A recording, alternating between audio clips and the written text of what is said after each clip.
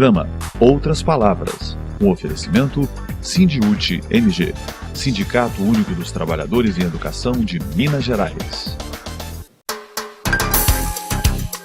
Educação em Debate. Continuamos a conversa com a professora Adriana, ela é da Faculdade de Educação da UFMG e também vice-coordenadora do Gestrado, um grupo que coordenou nacionalmente uma pesquisa sobre trabalho docente no Brasil. Ela apresentou dados muito significativos sobre o país e sobre Minas Gerais. Identificamos, através dessa pesquisa, diversos problemas que a nossa categoria enfrenta e que é fundamental que a sociedade perceba, porque sozinhos nós não vamos conseguir mudar a realidade da educação no nosso país. Adriana, qual a relação entre remuneração e carreira e qualidade na educação? Existe essa relação?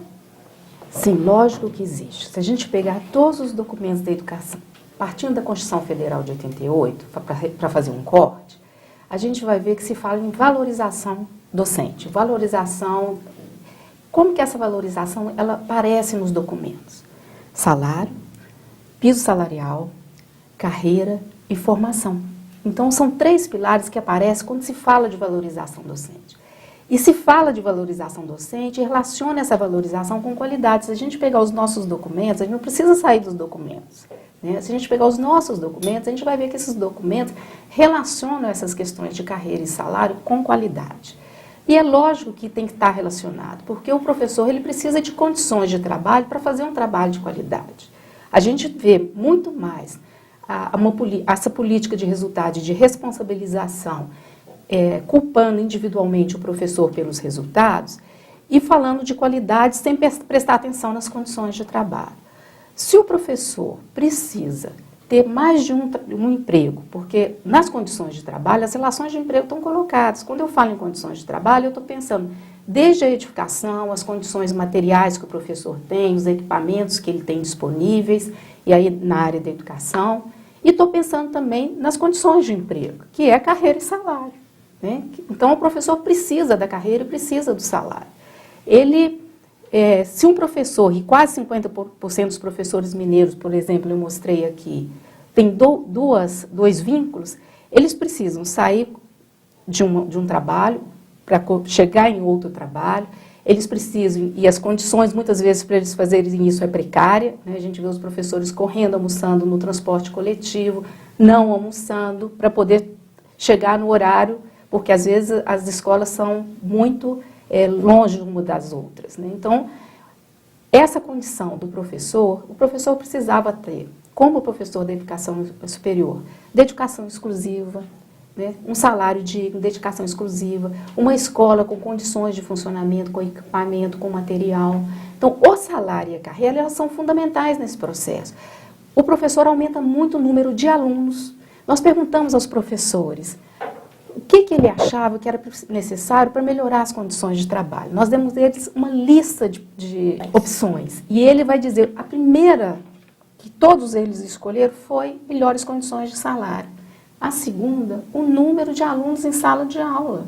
Porque as salas estão lotadas. Então, eles vão dizer, não, nós precisamos de melhores salários, precisamos de um número menor de alunos em sala de aula. Eu tenho até esse percentual aqui. Deixa eu ver se está aqui fácil. Né? Isso, 76% querem receber melhor remuneração e relaciona isso à qualidade do trabalho. 57% reduziram o número de alunos por turma e 51% receber maior capacitação para as atividades que exercem. A gente percebe que hoje você tem uma política maior de capacitação que ficou anos sem ter coberto uma capacitação que seja uma formação continuada como política pública. E não o professor individualmente buscar a sua formação, juntar os seus diplomas que têm informações muitas vezes duvidosas para subir na carreira, como foi política muitas vezes de vários estados. Né? Uma responsabilização individual do professor pela sua formação. Mas a carreira e o salário, elas são fundamentais. O professor precisa ter um salário digno para poder ter condições melhores de trabalho. Faz parte das condições de trabalho. Não podemos retirar isso das condições de trabalho. Não é ele sozinho, mas ele é um ponto extremamente importante, né, nessa qualidade. Vamos voltar para Minas Gerais. A partir de 2003, com o choque de gestão, o governo do estado instituiu o acordo de resultados, institucionalizando a responsabilização pelo resultado, né, do processo de ensino-aprendizagem para o professor e para a escola. É um modelo aí gerencial, né, dentro da escola. É esse o caminho, Adriana? É a responsabilização individual do professor, da escola? É essa forma de medir a qualidade na educação?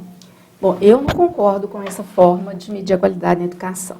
Eu acho que eles vêm adotando a lógica de mercado, né, uma lógica de responsabilização, que está sendo internalizada pelos professores, isso é muito sério.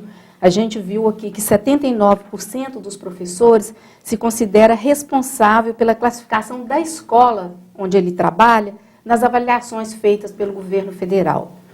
50% eles se consideram mais cobrados em relação aos resultados que os alunos obtêm nessas avaliações. E a gente pergunta a eles quem que os cobra mais. E a gente viu e nos assustou essa resposta porque a maioria considera que eles próprios são os responsáveis. Então, a gente vê que está tendo uma autorresponsabilização, a responsabilização é tão forte do Estado nos mecanismos que ele utiliza pelo professor, que ele está incorporando essa responsabilização e está se sentindo culpado pelo processo de avaliação dos seus alunos. Né? 80% se sentem constrangidos a mudar a forma de trabalho em razão da política de resultados e 71% forçados a dominar novas práticas, novos saberes, novas competências para poder responder a essa política de resultados. É uma política que tem sido utilizada, é uma política que o Brasil copia de outros países, né? Os Estados Unidos tem essa política, né? Fez essa política durante muitos anos, e as próprias pessoas que defendiam essas políticas de responsabilização de resultado da forma que a gente adota no estado de Minas Gerais, fazem hoje a crítica dizendo que a educação e a qualidade da educação não muda a partir dessas políticas, né? Desconhece os processos e centra no resultado. Adriana, para finalizarmos, queria a sua opinião. O que justifica reiteradas políticas de desvalorização da nossa categoria? Baixos salários, políticas de controle da remuneração, como é o caso do subsídio, congelamento de carreira. O que está acontecendo no nosso estado? Bom, desde 2003 a gente tem o mesmo projeto de governo, né? Porque a gente tem, em 2003 a Aécio Neves assume, em seguida assume o Anastasia, né, que foi vice-governador na primeira gestão. Então nós temos o mesmo projeto de governo e um projeto muito claro para a educação em Minas Gerais. Né? A gente tem que lembrar as manifestações de junho do ano passado, onde em vários cartazes a gente via os dizeres que eles gostariam de estudar nas escolas que a propaganda do governo mineiro mostra na televisão. Né? A realidade das escolas que nós percorremos é muito diferente daquela que aparece nas propagandas, e nós temos um projeto muito claro de governo para a área da educação. Mas a gente tem outros projetos de contra-reforma também organizados nesse país, e a gente que não são projetos gerencialistas, né, e projetos que têm tido esse tipo de resultado. Então, acho que a gente precisa pensar muito, porque tem eleições aí para frente, né, e é uma forma da gente alterar isso. Agradeço sua participação, acho que o trabalho que vocês fizeram contribui em muito para o debate sobre educação pública de qualidade, e o alerta que o sindicato já tem feito há muito tempo. Mais do que um alerta, é um pedido de socorro. Sozinhos a gente não vai conseguir mudar a realidade da escola, e em Minas Gerais nós estamos sofrendo muito. Muito obrigado pela sua presença.